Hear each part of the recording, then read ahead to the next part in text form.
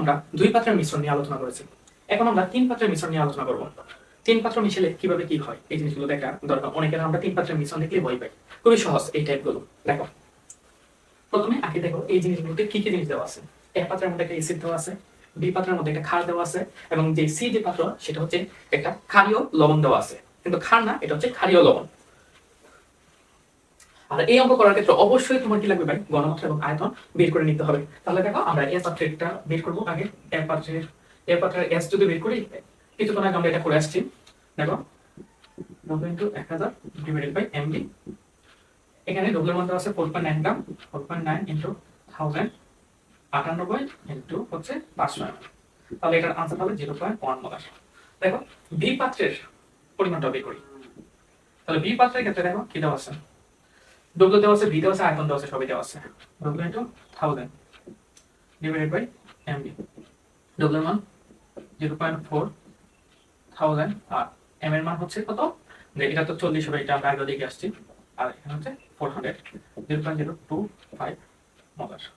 এবং সি পাত্রেরটা, এক পাত্র গেল, বি পাত্র গেল, এবং সি পাত্রের যে ঘনমাত্রা এটা কিভাবে বের করতে হয় দেখো, double equal S equal W into 1000 divided by MB।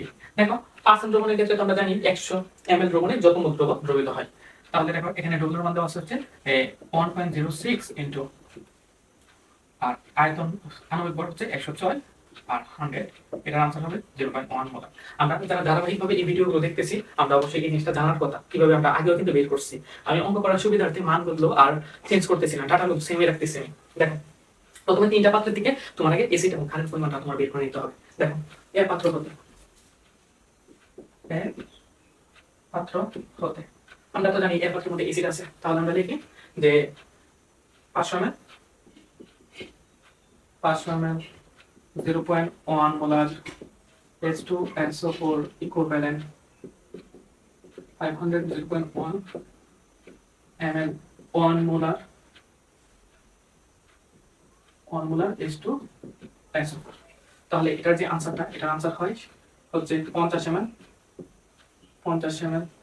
1 molar 50 ml 1 molar H2SO4। আমরা তো H2SO4 জানতে চাইছি না, শুধু H প্লাসটা কত, তাহলে এর তুল্য সংখ্যা 2 দ্বারা গুণ করো, তাহলে পাবো কত 100 ml 1 molar H plus.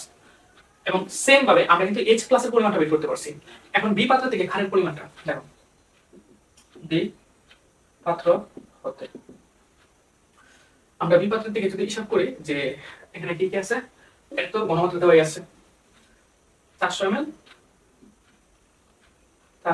ml 1 molar sodium hydroxide equivalent, আর সরি এখানে তো ঘনমাত্রা দেওয়া আছে 0.025 মোলার। আমরা বি পাত্রের দিকে কারের পরিমাণটা বের করব। 400 ml 0.025 molar sodium hydroxide equivalent, এই দুটো সরাসরি আমরা লিখে ফেলি, এই দুটো গুণ করলে পাবো হচ্ছে 10 ml 1 মোলার সোডিয়াম হাইড্রোক্সাইড, এবং তার OH দ্বারা গুণ করলে যেটা পরিমাণ বের করতে শিখেছি, তাহলে পাবো হচ্ছে 10 ml 1 molar OH minus.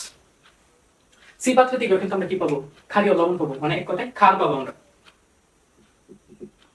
C পাত্র হতে। এই যে দেখো এখানে আমরা পাইছি হচ্ছে অ্যাসিড, এখানে আমরা ক্ষার, এখানে কিন্তু আমরা ক্ষারই পাবো। তাহলে কি লিখতে পারি দেখো, এখানে তো তোমার আয়তন দেওয়া নাই, মূলত এই পাত্রের মধ্যে তোমার আয়তন হচ্ছে সরাসরি দেওয়া, এখানে আমি দিয়ে রাখি নাই, এটা আমার মিস্টেক হয়েছে। এই পাত্রের মধ্যে আয়তন দেওয়া ছিল তোমার মনে করলে 50 ml অতিরিক্ত আলাদা একটা আয়তন দেওয়া ছিল, মানে এখানে এই যে এই ডাটাটার মধ্যে 50 ml এখানে লেখা ছিল, আমার লিখতে মনে নাই, উদ্দীপকের একটু মিস্টেক হয়ে গেছে, টাইপিং মিস্টেক হয়ে গেছে, ঠিক আছে। এটা অতিরিক্ত যে 50 ml, এটা বি পাত্রে সি পাত্রের আয়তন আমি এখানে লিখে দিতেছি, তার আয়তন ছিল আয়তন হতে তোমার মনে করো 50 ml দেওয়া ছিল প্রশ্নে, হ্যাঁ। আর যেটা পার্সেন্ট দ্রবণের আয়তন, এটা আমরা ইউজ করব না, যেটা দেওয়া থাকবে সেটা আমরা ইউজ করব। 50 ml 0.1 মোলার Na2CO3 ইকুইভ্যালেন্ট, আমরা এই দুটো গুণ করি পাবো হচ্ছে 5 ml 1 মোলার সোডিয়াম কার্বনেট। এখন এটার তুল্য সময় কত ভাই? 2 দ্বারা গুণ করি 2 ml 1 মোলার। যেহেতু এটা ক্ষারীয় লবণ সরাসরি OH মাইনাস লিখে ফেলবো। তাহলে এখানে মোট অ্যাসিডের পরিমাণ বা ক্ষারের পরিমাণটা কি দেখো। এখানে মোট যেহেতু এখানে ক্ষার আছে ডাবল, তাহলে মোট ক্ষারের পরিমাণটা লিখবো।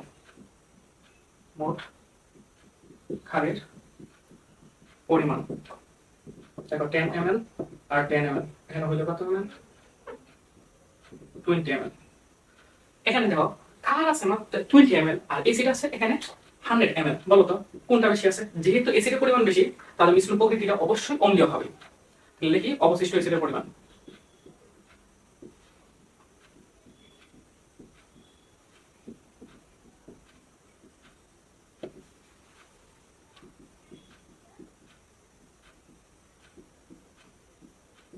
এখানে আছে 80 ml।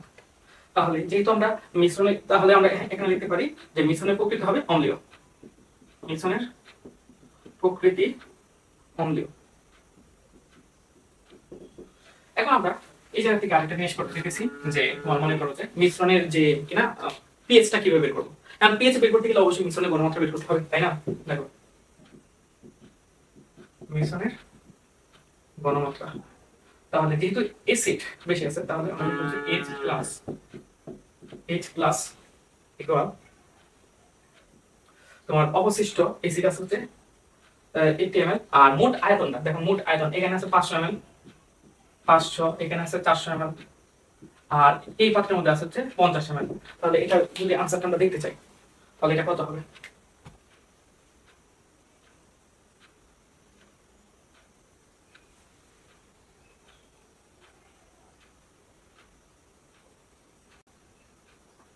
এখানে আনসারটা হবে তোমার 0.084142 মোলার। যেহেতু H+ আমরা জানি, কারণ pH বের করার জন্য কি লাগবে? pH equal minus log of H+, দেখো pH equal minus log of H+, দেখো মাইনাস log of H+। তাহলে আনসারটা কি হবে দেখো, মাইনাস log ব্র্যাকেট দিয়ে 842, এটার pH হবে 1.074। আমরা যে টাইপগুলো এখন পর্যন্ত করছি দেখো, মিশ্রণের প্রকৃতি রিলেটেড একটা প্রশ্ন তোমরা মানে পারবো না যে এরকম না, তোমরা সবগুলো প্রশ্ন পারবে। বিগত বছরের যত বোর্ডগুলো আছে 25 সাল থেকে শুরু করে 2021 পর্যন্ত যত বোর্ড আছে তুমি সবগুলো বোর্ড দেখো, দেখো কোন প্রশ্নগুলো পারো না। যে প্রশ্নগুলো পারবা না এই প্রশ্নগুলো অবশ্যই যে কমেন্ট লিস্টের মধ্যে দিয়ে দিবা, কমেন্ট করবা। যেটি পারবো না এটা আমি আলাদা আরেকটা ভিডিওর মাধ্যমে দেখাই দেবো। আর হচ্ছে এর পরবর্তীতে আমরা শুধু বেসিক দেওয়া শেষ করলাম। এটা হচ্ছে একটা বেসিক দিছি প্লাস ম্যাথ করে দিছি। এখন হচ্ছে বিগত বছরের যে বোর্ডগুলো আছে আমি চেষ্টা করব কিছু বোর্ড সলভ করে দেওয়ার জন্য, এবং তোমাদেরও যে রিকোয়ারমেন্ট যদি থাকে যে অন্য কোনো বোর্ড সমাধান করে দেওয়ার জন্য তোমরা বলবা। আর এখানে যে বিষয়গুলো নিয়ে আলোচনা করছে আমার মনে হয় না যে এখন তোমরা কোনো বোর্ডে আটকানোর কথা। একটু ঠান্ডা মাথায় যদি একটু প্র্যাকটিস করতে পারো, আর এই ম্যাথগুলো খুবই সহজ, তুমি কনসেপ্টগুলো একটু দেখবা। মানে আমার এই প্রথম থেকে শেষ পর্যন্ত কেউ যদি ভিডিওটা দেখতে পারো তাহলে আমার বিশ্বাস তোমরা অন্ততপক্ষে বোর্ডে 10 নাম্বার ইজিলি পাইবা। তোমরা এখান থেকে একটা সৃজনশীল আনসার করার মতন এবিলিটি তোমাদের হয়ে গেছে। এবং আমি চেষ্টা করবো যে বিগত বছরের যে ভুলগুলো আছে এই ভুলগুলো সমাধান করে দেওয়ার। এবং তোমরা ঘাবড়ে যাও না যায়, এই প্রশ্নগুলো দেখে ঘাবড়ে যাও না যায়। অনেকেরা পড়াশোনা করে না, এখনো যে সময় আছে কেউ যদি এখনো যদি ভালোভাবে পড়াশোনা করো তোমরা ইন্টারে একটা ভালো রেজাল্ট করা সম্ভব। আর কেমিস্ট্রিতে আমি চেষ্টা করবো যে এর পরবর্তী ধারাবাহিকভাবে যে সৃজনশীল যে পার্টগুলো আছে তোমরা, আমার বিশ্বাস তোমরা সৃজনশীলে তোমাদের ভয় থাকবে না, তোমরা যদি এই জিনিসগুলো একটু প্র্যাকটিস করতে পারো। ওকে, আল্লাহ হাফেজ।